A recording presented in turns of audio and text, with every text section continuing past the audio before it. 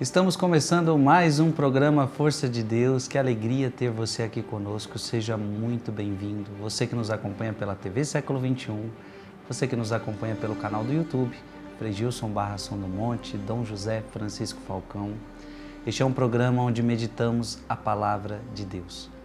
Estamos meditando, temos a meta de meditar todas as parábolas de Jesus Cristo.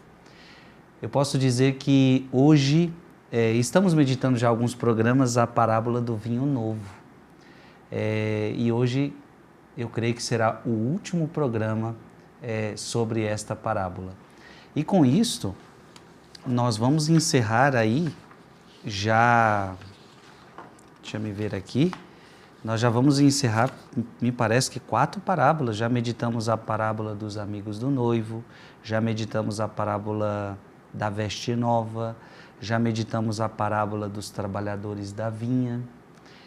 Ah, Frei, mas eu perdi esses programas, onde estão? Estão todos no canal do YouTube para você assistir a hora que você quiser. E agora estamos na parábola do vinho novo, que eu creio que chegamos ao fim hoje. Então você que está nos acompanhando, hoje nós chegamos à conclusão da explicação desta parábola. Quero que você pegue o texto de Lucas, capítulo 5, versículo de 37 a 39. Também ninguém põe vinho novo em odres velhos, do contrário, o vinho novo arrebentará os odres e o entornará o vinho, e os odres se estragarão. Mas o vinho novo deve pôr em odres novos, e assim ambos se conservam. Demais, ninguém que bebeu do vinho velho quer já do novo, porque diz, o vinho velho é melhor. É sobre essa parábola que estamos meditando.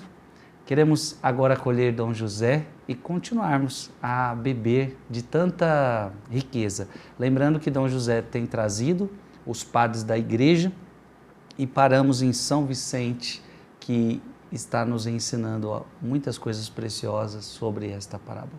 Sua bênção, Dom José, seja bem-vindo mais uma vez. Deus abençoe sua vida, Frei Gilson. A alegria está aqui. Queremos continuar, Dom José, a explicação dessa parábola e creio que hoje terminamos. O itinerário está chegando ao final, o itinerário dessa parábola. No programa anterior, a gente citou uma parte de uma obra muito famosa de São Vicente de Lérins, chamada Comunitorium. É um padre da igreja do século V, da França, atual França. Na época dele, se não me engano, se chamava Gália, que é uma parte da Europa, Gália era uma província do Império Romano. Ele escreveu essa obra a respeito da mensagem do Evangelho, da necessidade de ele não ser deturpado, de ele ser conservado, não é? Sobre o anúncio do depósito, o anúncio do Evangelho que não pode ser desfigurado. Citamos o parágrafo 22 e agora eu proponho que nós leiamos o parágrafo 23. Por quê? Porque o tema central do Comunitorium é o depósito. Depósito é uma expressão utilizada pelo apóstolo Paulo numa de suas cartas, a 2 Timóteo, lá no capítulo 1, versículos de 12 a 14, texto que foi citado por Vossa Reverendíssima. E esse argumento do depósito, conserva o depósito, ele tem relação com a citação de Jesus em Mateus 13, 52, se não me engano, em que ele diz que o escriba instruído no reino dos céus é como um pai de família que tira do seu tesouro coisas novas e coisas velhas. Muito bem. O que significa novo e o que significa velho? O novo, num certo sentido, dependendo do contexto, pode ser algo perigoso, pode ser algo que deturpa, pode ser algo que inova. Quem anunciar um evangelho diferente daquele que eu anunciei, seja anátema. Então, as novidades do erro já eram uma realidade que preocupava os apóstolos no primeiro século. Novidade em que sentido? Novo e velho, nós vimos que são conceitos que se relacionam. Novo Testamento, o Antigo Testamento, nova mensagem, antiga mensagem, mas não há contraposição entre ambas no sentido de conflito, no sentido de afastamento, de dissociação, absolutamente. Já vimos, eu não vim abolir a lei e os profetas, vim levá-los à perfeição. A perfeição da lei e dos profetas é Jesus. Jesus é o novo em relação ao antigo. Mas Jesus nunca se contrapôs, nunca ogerizou, nunca criticou, não desmereceu, não aboliu o antigo, neste sentido. Na citação de Lucas, capítulo 5, versículo 39, esse versículo ele se presta a duas interpretações. Ninguém que bebeu do vinho velho quer já do novo, porque diz o vinho velho é melhor. Se você enfoca o vinho novo no sentido de uma novidade que quer negar, que quer contradizer, que quer refutar, etc., as novidades das heresias. O que foram, são e serão sempre heresias. São coisas novas, não é? Uhum. Quando as heresias, no Novo Testamento, na história da igreja, aparecem, qual é a reação da igreja? Buscar a tradição. Buscar a tradição, que é o vinho velho. Isso. Neste sentido, vinho novo e vinho velho se aplicam a essa relação de fidelidade à fé católica e heresias. Não, o vinho velho é melhor. Isto é, mantenhamos-nos apegados ao depósito. Ó Timóteo, guarda o depósito. Uhum. O depósito é o velho sempre novo. E as heresias são o vinho novo no sentido pejorativo. No outro sentido, o vinho velho é melhor. Em que sentido? Porque ele é oráculo que se cumpre. Porque ele é profecia que se realiza. Porque ele é Moisés e Elias que conversam com Jesus transfigurado. Aqui está na transfiguração do Senhor o velho, Moisés e Elias, diante do novo. Aqui está a beleza do vinho velho, que é melhor, Moisés e Elias, mas eles só são melhores, enquanto eles anunciam Jesus e se realiza a profecia deles na pessoa de Jesus. Eu não vim aboli-los, eu vim levá-los à perfeição. Quando o vinho velho é melhor? Quando Moisés e Elias, quando o Antigo Testamento aponta para o Novo Testamento, como São João Batista fez. Eis o Cordeiro de Deus. Importa que ele cresça e eu diminua. Então, Lucas 6,39 se presta a duas interpretações. Como, na verdade, nós já vimos São Gregório Magno falando do vinho novo, do tesouro. Lembra disso? Uhum. Uma interpretação diferente da interpretação dada por Santo Agostinho, por São Jerônimo, etc, etc. Ficou clara essa introdução? Sim, sim. Muito bem. Então, vamos agora a São Vicente de Lerrans. Comunitorium, parágrafo 23. Nesses tempos difíceis, viu? Esse texto é muito atual e vocês vão perceber por quê. Atentos. Talvez alguém diga, então nenhum progresso da religião é possível na Igreja de Cristo? Certamente que deve haver progresso, e grandíssimo. Quem poderá ser tão hostil aos homens e tão contrário a Deus que tentaria impedi-lo? Mas a condição de que se trate verdadeiramente de progresso pela fé, não de modificação. É característica do progresso de todas as maneiras possíveis a inteligência, o conhecimento, a sabedoria, tanto da coletividade como do indivíduo, de toda a Igreja, segundo as idades e os séculos, contanto, de que isso suceda exatamente segundo sua natureza peculiar, no mesmo dogma, no mesmo sentido, segundo uma mesma interpretação. que a religião das almas imite o modo de desenvolvimento dos corpos, cujos elementos, ainda que com o passar dos anos se desenvolvem e crescem, todavia permanecem sendo sempre eles mesmos. A grande diferença entre a flor da infância e a maturidade da velhice. Não obstante, quem agora é velho são os mesmos que foram adolescentes. O aspecto e o porte de um indivíduo mudarão, mas se tratará sempre da mesma natureza e da mesma pessoa. Comparação bonita. Os membros de um lactante são pequenos e maiores que os dos jovens e seguem sendo os mesmos. Tanto os membros têm os adultos quanto têm as crianças. E se algo novo aparece em idade mais madura, já pré-existia no embrião. Assim, nada de novo se manifesta no adulto que já não se encontrasse de forma latente na criança. Não cabe nenhuma dúvida de que este é o progresso regular e normal do progresso, segundo a ordem precisa e belíssima do crescimento. O crescer na idade revela nos grandes as mesmas partes e proporções que a sabedoria do Criador havia delineado nos pequeninos. Se a forma humana adotasse com o tempo um aspecto estranho à sua espécie, se lhe adicionasse ou lhe retirasse algum membro, necessariamente todo o corpo morreria, ou se faria monstruoso, ou ao menos se debilitaria.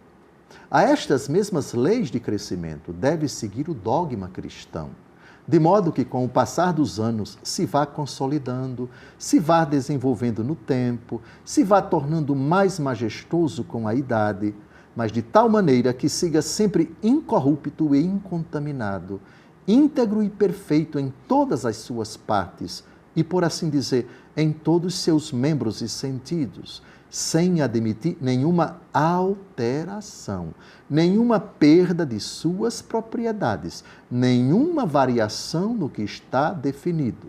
Vejamos um exemplo. Nossos pais, no passado, semearam no campo da igreja a boa semente da fé. Seria por demais injusto e inconveniente se nós, seus descendentes, em lugar de trigo da autêntica verdade, tivéssemos que replantar a cisanha fraudulenta do erro. Em troca, é justo que a sega corresponda à semeadura que recolhemos, quando o grão da doutrina chega à maturidade, o trigo do dogma.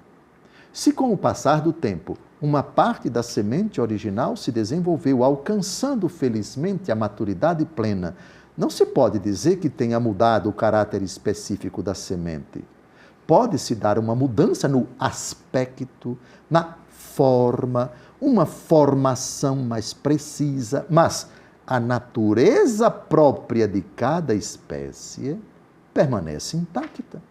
Não suceda jamais, pois, que os roseirais da doutrina católica se transformem em cardos espinhosos. Não suceda jamais, repito, que neste paraíso espiritual de onde brotam o cinamomo e o bálsamo, despontem as escondidas a cisanha e o acônito. Tudo o que a fé dos pais tem semeado no campo de Deus, que é a igreja, é o que deve ser cultivado e guardado pelo zelo dos filhos. Somente este deve florescer e não outra coisa. Deve florescer e amadurecer, crer e alcançar a perfeição.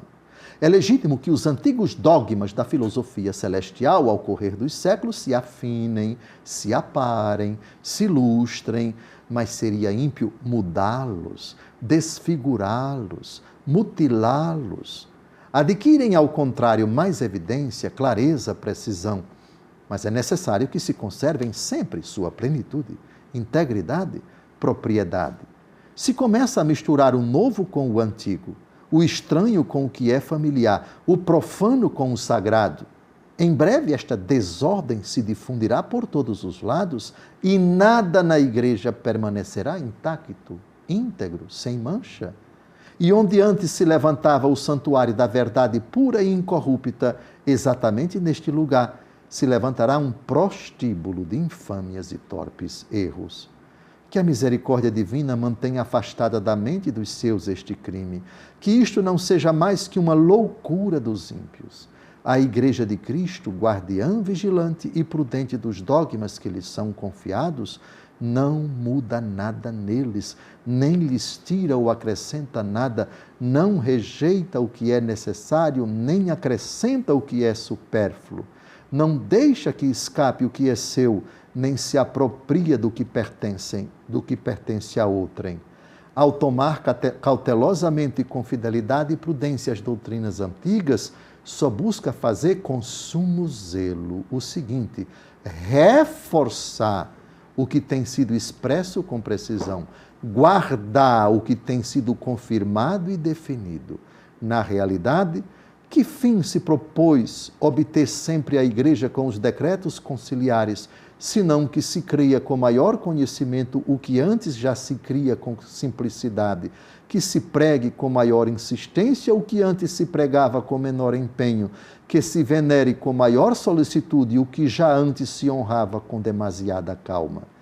Isto, e não outra coisa, tem feito sempre a Igreja com os decretos dos concílios, provocada pelas inovações dos hereges, transmitir à posteridade em documentos escritos o que fora recebido de nossos pais mediante somente a tradição, resumir em fórmulas breves uma grande quantidade de noções e, mais frequentemente, com o fim de ilustrar a inteligência, especificar com termos novos e apropriados uma doutrina não nova. Longo, é verdade, pode parecer cansativo, para mim não foi. É uma fonte, um manancial que eu acho que não perde sua atualidade para esses tempos difíceis em que com isso você ouve cada coisa, você assiste cada coisa, de pessoas que se dizem, não é, seguidoras de Cristo, que se dizem fiéis ao Evangelho e ao Antigo Testamento, mas que na verdade dizem e pregam aquilo que não está na Escritura, aquilo que não está na doutrina da Igreja. Olha, aqui o ensinamento atual é uma obra pouco conhecida. Você agora já tem uma parte dessa riqueza. Se você quiser, no seu celular, você digita São Vicente de Lerrans, Comonitorium, e aí é de domínio público que vai aparecer aí, você vai ter a obra em português, em arquivo PDF, é domínio público, e aí você leia, se desfrute, delicie-se com essa obra. Tirei apenas duas partes, Frei Gilson, dessa riqueza que eu acho que é apropriada à parábola do vinho novo, dos odres velhos. Dom José, aproveitando que o senhor frisou esse tema no programa anterior e agora esse texto tão forte de São Vicente, o que o senhor poderia dizer para um simples fiel lá na sua paróquia, quando ele começa a ver na mídia, ou talvez no seu contexto de onde ele mora, onde ele vive, ele percebe que há erros, que há deturpações, ele quer se manter fiel, ele sabe que é notório ver que aquilo é um erro, mas o que ele deve fazer ali na sua paróquia, na sua simplicidade? Como que ele não vai cair? Como é que ele não vai participar daquilo? São várias questões envolvidas. O que o senhor podia dizer para esse fiel na prática? Como ele se manter fiel sem cair no julgamento, sem cair nos extremismos? Como que ele pode se manter fiel à Igreja, à doutrina que a gente acabou de ver, mas onde que eu vou encontrar essa doutrina? Como eu me manter fiel a isso? Eu resumiria isso com dois textos da Escritura. Um, cujo enfoque é positivo, o outro tem um enfoque negativo. Buscar e evitar. Aproximar-se e afastar-se. Vamos primeiro do afastar-se, depois do aproximar-se, tá certo? Vamos, na própria Escritura, buscar a inspiração. Na segunda a Timóteo, capítulo 3, nós temos versículos de 1 a 5. Leia, por favor. 3, de 1 a 5? Exato. 2 Timóteo. Nota bem o seguinte: nos últimos dias haverá um período difícil.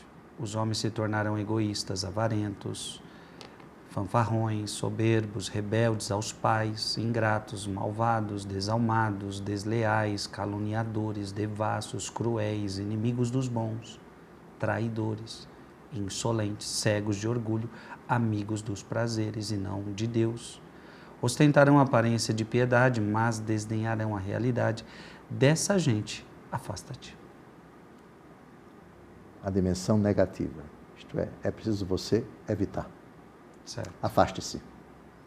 Afaste-se das mídias que veiculam isso. Afaste-se dos veículos, sei lá, dos grupos ou do contato com essas pessoas. Dessa gente, afasta-te. Aqui não sou eu não, viu? É a palavra de Deus. Vamos agora, nesta mesma aqui, nesse mesmo contexto, 2 Timóteo, versículo 14. 2 Timóteo, capítulo 3, versículo 14. Tu, porém, permanece firme naquilo que aprendeste e creste, sabes de quem aprendeste. Pronto. Permaneça firme na fé dos pais, permaneça firme no amor à igreja, permaneça firme à palavra de Deus e à doutrina da igreja. Permaneça firme. Avancemos. Agora, para o versículo 3, capítulo 4, versículos de 3 a 4. Aqui nós temos, essa citação é a que vai responder mais claramente a sua pergunta. E ela é tão clara que depois que Vossa Reverendíssima lê, eu vou perguntar, São Paulo respondeu e Vossa Reverendíssima vai dizer, está claro demais. O Senhor respondeu a minha pergunta, o que dizer para esses nossos irmãos? Por favor, 2 Timóteo, capítulo 4, versículos de 3 a 5. Porque virá o tempo em que os homens já não suportarão a sã doutrina da salvação. Levados pelas próprias paixões e pelo prurido de escutar novidades, ajustarão mestres para si. Apartarão os ouvidos da verdade e se atirarão às fábulas. Tu, porém, sê prudente em tudo, paciente nos sofrimentos, cumpre a missão de pregador do Evangelho, consagra-te ao teu ministério. Frei Gilson, o apóstolo Paulo respondeu com esses textos completamente a sua pergunta? Respondeu. Muito bem. Como estamos a 3 minutos e pouco do final desse bloco, eu vou fazer o seguinte, vou citar, porque a citação pequena, do Papa Francisco, no seu discurso no dia 11 de outubro de 2017, comentando a parábola do vinho novo e dos odres velhos e novos. Papa Francisco. Não basta encontrar uma nova linguagem para proclamar a fé tradicional. É necessário e urgente que, diante dos novos desafios e perspectivas que se abrem para a humanidade, a Igreja possa expressar aquelas novidades do Evangelho de Cristo que estão contidas na Palavra de Deus, mas ainda não viram a luz. Este é o tesouro de coisas novas e velhas, de que Jesus falou quando convidou os seus discípulos a ensinar o novo que ele tinha estabelecido, sem descurar o antigo. Então, a linguagem, sem dúvida alguma, que ela pode ser aperfeiçoada, se quisermos usar um verbo, eu não gosto muito, mas vamos usar reinventada.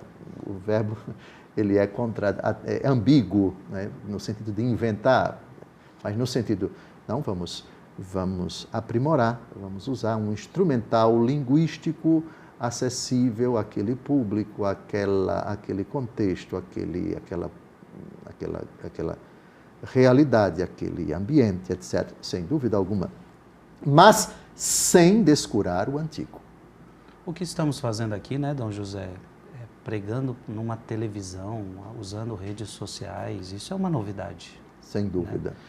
Mas seria pecaminosa nossa iniciativa se nós, nos valendo desse meio poderoso, anunciássemos algo contraditório com a palavra de Deus, ou se omitíssemos a riqueza da palavra de Deus, se tornássemos essa mensagem adocicada, palatável, acessível ao mundo, porque o que o mundo quer do Evangelho, sei lá o que é que ele quer, é tirar Jesus e ficar tirando Jesus, sua adoração. Fica o quê? Fica o quê, pelo amor de Deus?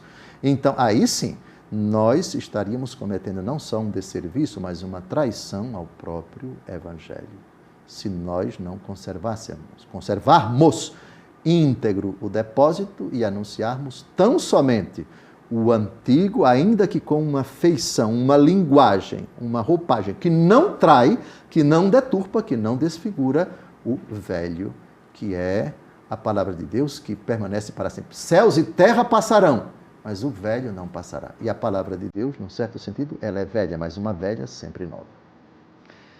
Gente, o programa está bom demais e importante. Tudo que nós estamos conversando aqui é muito importante. Nos dias de hoje, quem tem ouvidos ouça tudo que aqui foi dito. Que bom que ainda é só o primeiro bloco, então um breve intervalo e a gente já retorna.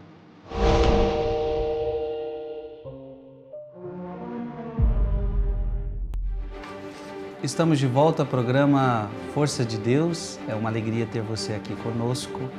Estamos meditando a parábola do vinho novo. Estamos no último bloco e também terminando a meditação desta parábola. Fizemos um caminho maravilhoso e tantas coisas nós podemos tirar desta parábola de Jesus Cristo. Estamos tratando de coisas muito importantes, de novidades que podem deturpar o verdadeiro Evangelho de Jesus Cristo e desprezar aquilo que é o vinho velho, que também não pode ser desprezado. Dom José tem nos trazido textos maravilhosos. Acabamos de ler São Vicente, Papa Francisco falando também uma citação importante. E agora vamos meditar sobre São Paulo VI. Nesse último bloco, nesse último programa com o qual comentamos a parábola do vinho novo e dos odres que precisam para suportar, para comportar sem dano, sem que ele se perca, sem que ele se desfigure o vinho novo, para vinho novo, odres novos. Vimos vários santos, vários doutores, e agora nós terminamos com dois santos, dois papas santos. São Paulo VI. Paulo VI nasceu no ano 1897 e morreu no ano de 1978. Depois veio o venerável João Paulo I, que 33 dias depois faleceu, e depois dele foi escolhido por providência divina São João Paulo II. São João Paulo II governou a Igreja do ano 1978 até o ano 2005. Me parece que foi o terceiro maior pontificado da história. Maravilhoso Papa. E ambos têm intervenções várias, mas como o tempo não permite que a gente cite todas, eu escolhi uma de São Paulo VI, a da audiência geral que ele fez na Praça de São Pedro no dia 7 de agosto de 1974, sobre essa expressão nova et vetera, Mateus capítulo 13, versículo 52, se não me engano. O escriba instruído no reino dos céus é como um pai de família que tira do seu tesouro coisas novas e coisas velhas. São João Paulo II também vai dizer a mesma coisa. A citação de São Paulo VI é maior do que a de São João Paulo II, mas nem por isso a de São João Paulo II perde de sua beleza e de sua profundidade. Ambos vão nessa mesma linha de São Vicente de Lerrans, já citado por Vossa Reverendíssima, foram duas grandes citações da sua grande obra Commonitorium, ou seja, como você pregar sem desfigurar, sem que a palavra novidade se torne algo associado com erro, com heresia, etc. Linguagem nova, métodos novos, etc. Porém, sem trair a substância, a originalidade, a especificidade, o caráter original da mensagem do Evangelho.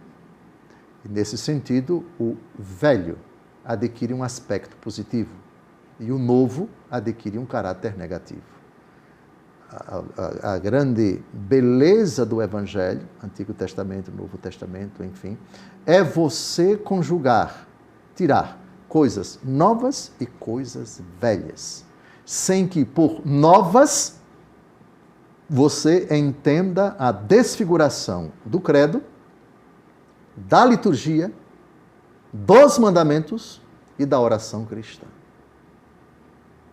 Agora, quando, esse é o esquema do catecismo da Igreja Católica, eu creio, o credo, eu celebro, liturgia, eu ajo, os mandamentos, e eu oro, a oração cristã. Muito bem, esse patrimônio é um patrimônio, ao mesmo tempo, velho e novo.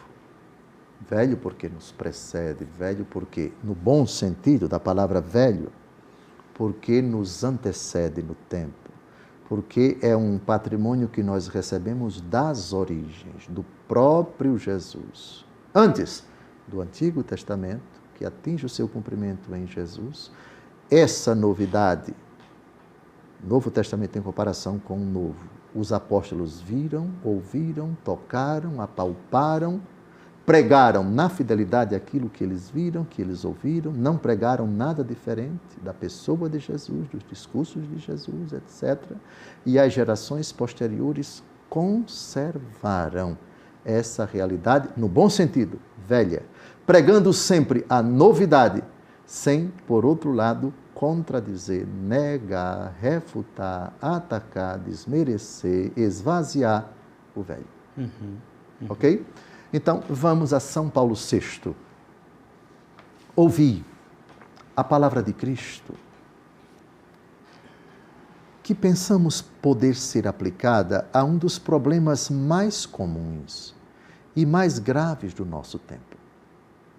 O Senhor diz no seu Evangelho: todo verdadeiro estudioso, versado na ciência do reino dos céus, é como um pai de família, que tira do seu tesouro coisas novas e velhas.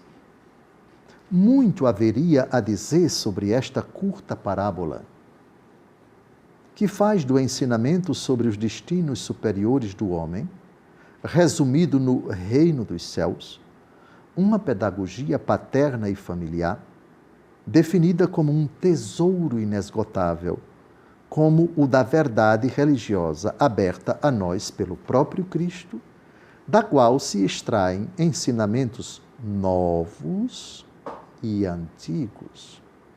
Nova et vetera. Detenhamo-nos nesta conhecida expressão que condensa a solução para a relação entre o nosso conhecimento religioso e a história. E a solução tem um nome que contém um grande capítulo da nossa fé e da nossa cultura religiosa. E esse nome é, vós o sabeis, a tradição. Aqui devemos explicar o que entendemos por tradição neste contexto religioso, tanto como constitutiva, juntamente com a Sagrada Escritura, da revelação, como transmissão autêntica e obrigatória com a assistência do Espírito Santo através do magistério da Igreja. da própria revelação. A tradição, a verdadeira, é uma raiz, não uma restrição. É um patrimônio insubstituível, um alimento, um recurso, uma coerência vital. O que é este tesouro, do qual o cristão sábio extrai coisas antigas e novas, como o Senhor nos ensina? Não é algo fácil nem curto de dizer. Especificamente, é necessário um carisma especial, o magistério eclesiástico, que garanta, especialmente nos momentos decisivos, a assistência do Espírito da Verdade. Terá a missão de ensinar, salvaguardar, interpretar a doutrina da fé e especificar as suas aplicações à vida vivida. Os desvios possíveis neste campo são principalmente dois, como se sabe. O primeiro é aquele que restringe o âmbito da fé apenas à Sagrada Escritura, protestantismo, lembra disso? Sola Escritura. Quando se sabe que a própria Sagrada Escritura nasceu do ensinamento oral, da tradição da igreja primitiva. O segundo é pretender dar à fé cristã uma interpretação própria, original e arbitrária, um exame gratuito, independentemente do ensino daqueles que têm a obrigação de guardar o depósito e evitar, como recomenda São Paulo, as novidades profanas, das expressões e as contradições daquilo que se chama falsamente ciência. Isto não significa que as verdades da fé não possam e não devam ser objeto de estudo, de investigação, de análise aprofundada e mesmo de enunciação em determinados ambientes culturais e determinados momentos espirituais.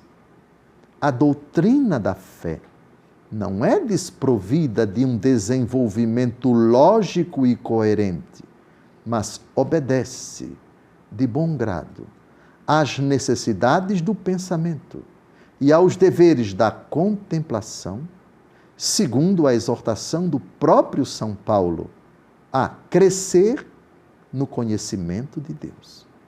Mas permanece unívoca e fiel ao seu significado essencial e original, igual a si mesma, como Cristo o anunciou e como a Igreja, sob o impulso do Espírito Santo, para a salvação dos homens, ainda hoje proclama, defende e se expande em direção à visão infinita da realidade divina e inefável.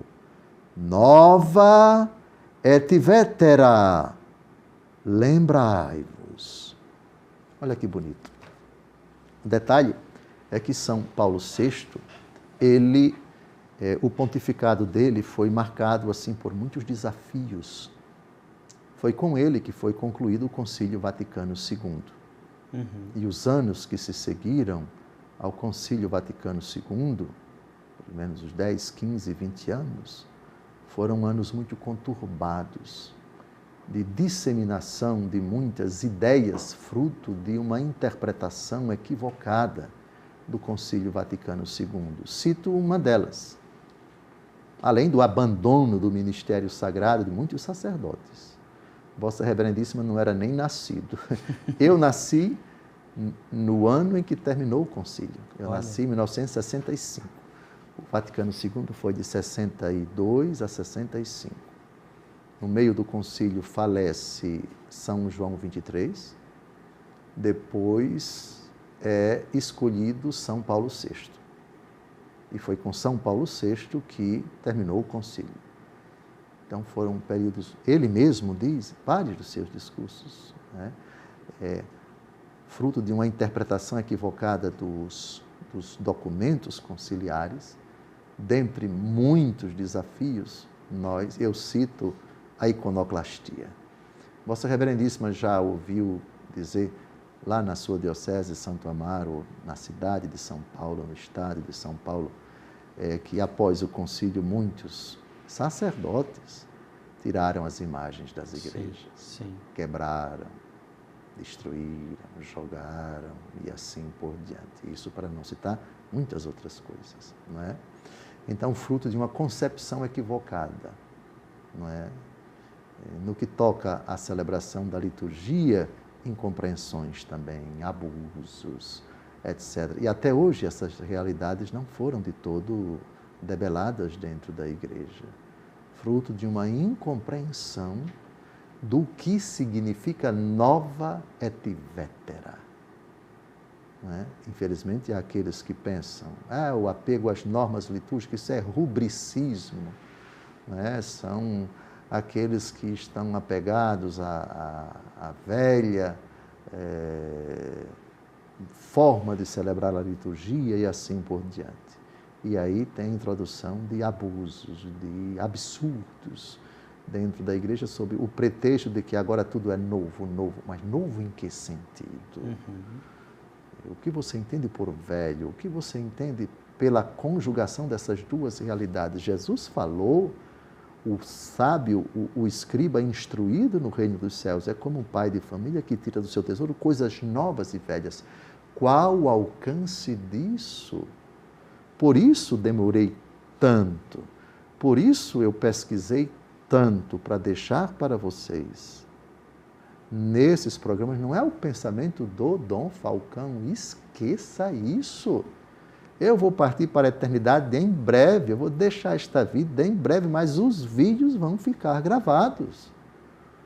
E aquilo que foi dito aqui é o ensinamento dos santos, o ensinamento daqueles que compreenderam bem, interpretaram bem essas duas expressões, nova et vetera. Bem, é isso. Ainda não terminamos porque temos São João Paulo II. Muito bom, Dom José. Todos esses textos que o senhor está trazendo a realidade do mundo atual, da nossa igreja. Mas eu creio que a pergunta que eu fiz antes, também no programa anterior, e o senhor trouxe na Escritura, nos trouxe a resposta dos cuidados que nós temos que ter. O senhor agora vai citar João Paulo II. São João Paulo II. O magnífico. Estamos no ano de 2025, quero dizer a vocês que no ano passado, 2024, estive na Polônia e no dia de São João Paulo II, outubro, tive a graça de celebrar no dia dele, na capela dele, na Basílica de São João Paulo II, lá na Polônia.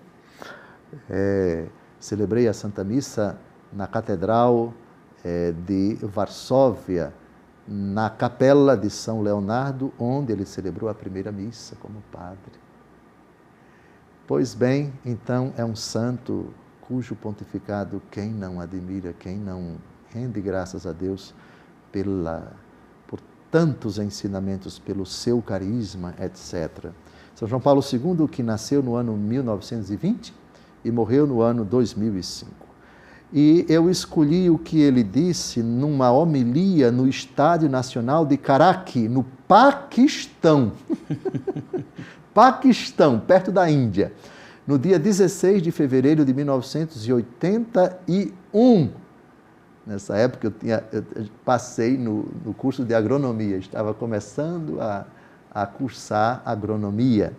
Pois bem, então eu escolhi esse texto. Pequeno, mas substancioso, viu?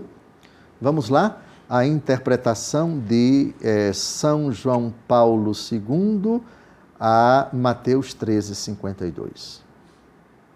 Ao encontrar-me hoje no meio de vós, lembrei-me das palavras de Jesus referidas pelo evangelista São Mateus. Todo escriba instruído acerca do reino dos céus é semelhante a um pai de família que tira coisas novas e velhas do seu tesouro. Como o escriba do Evangelho A igreja no Paquistão é capaz de tirar do tesouro da sua herança ambas as coisas, as novas e as velhas.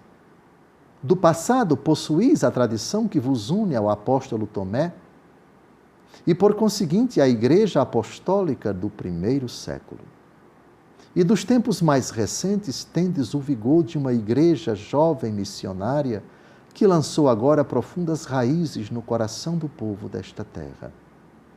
Apreciai e conservai sempre os tesouros da vossa herança espiritual, tanto os novos como os velhos. E como escriba do Evangelho, tirai-os na hora oportuna para promover o reino de Deus. Olha que bonito, todo povo tem uma história. E a história, ela tem fatos, tem acontecimentos, tem valores, tem riquezas que não podem ser perdidas. Isso de dizer que quem vive de passado é museu, até certo ponto você pode aceitar esse ditado. Mas, nova et vetera, significa que nós temos uma tradição, nós temos uma história, e nós não podemos nos desenraizar da história.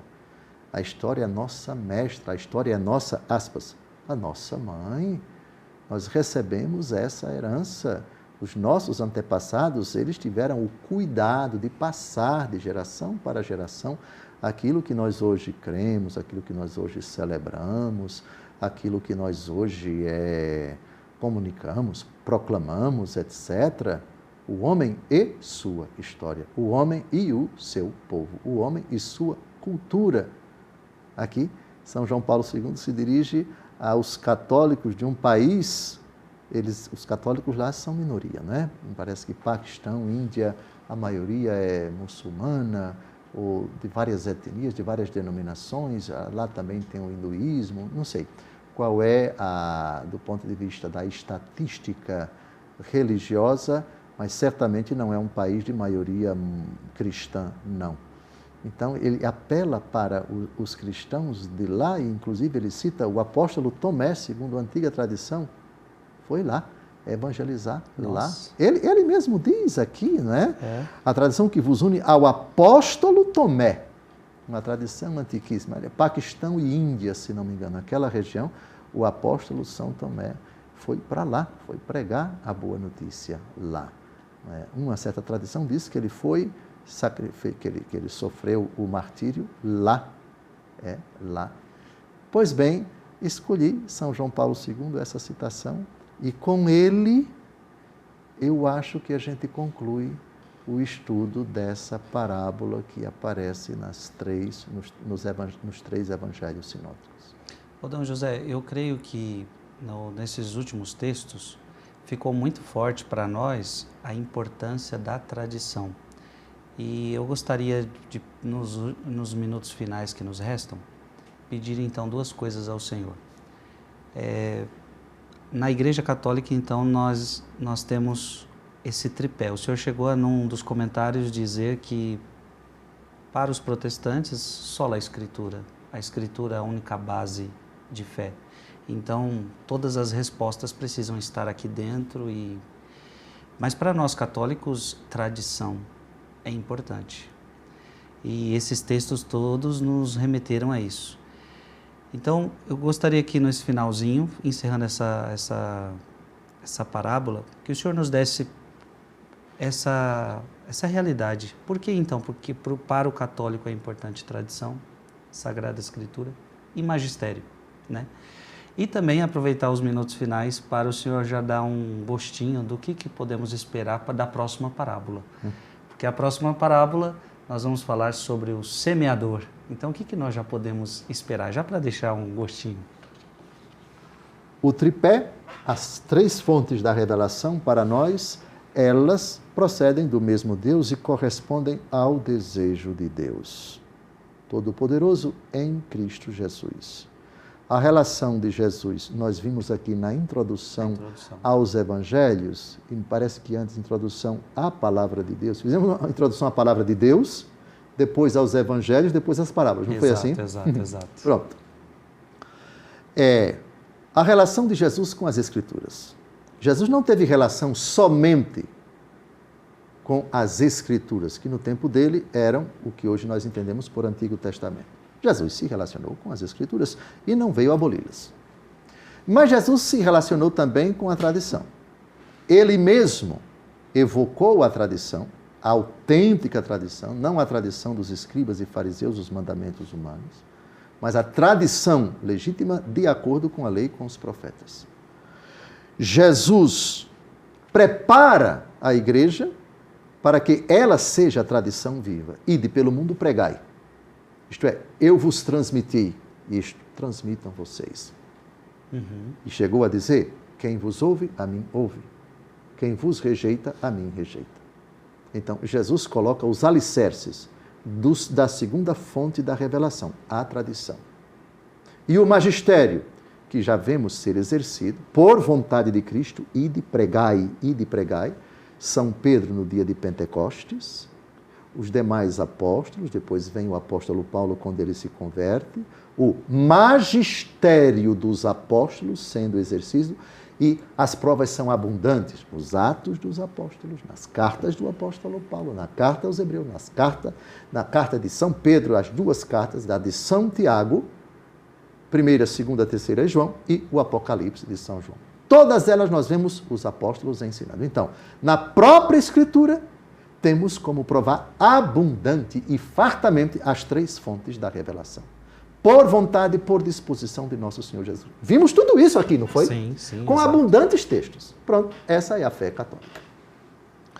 Agora, permaneçam fiéis, guarda o depósito, enfim, todos os textos que vimos aqui. Essa é a importância de permanecermos fiéis a essas três fontes. Nenhuma em detrimento das duas outras, Escritura, tradição e magistério.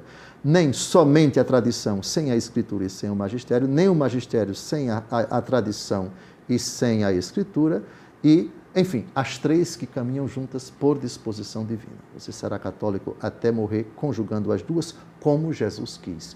Como no Novo Testamento nós temos abundantemente provas para afirmar que essas três fontes foram queridas explicitamente por nosso Senhor.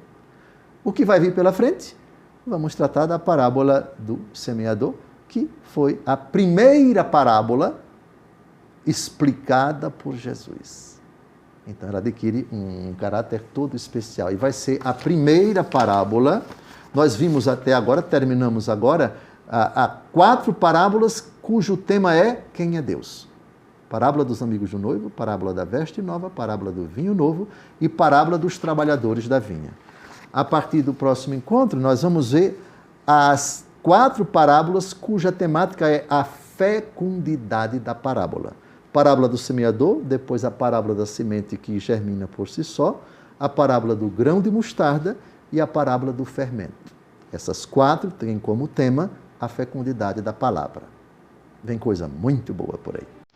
Opa, já estamos na expectativa, você não pode perder semana que vem, onde vamos começar a parábola do semeador, tão conhecida, explicada pelo próprio Jesus, mas eu tenho certeza que a riqueza vai ser imensa de tudo que vamos aprender. É muito bom ter você aqui, esperamos você na semana que vem, se Deus quiser. Vamos pedir a bênção de Deus. Abençoe-vos Deus Todo-Poderoso, Pai e Filho e Espírito Santo. Amém.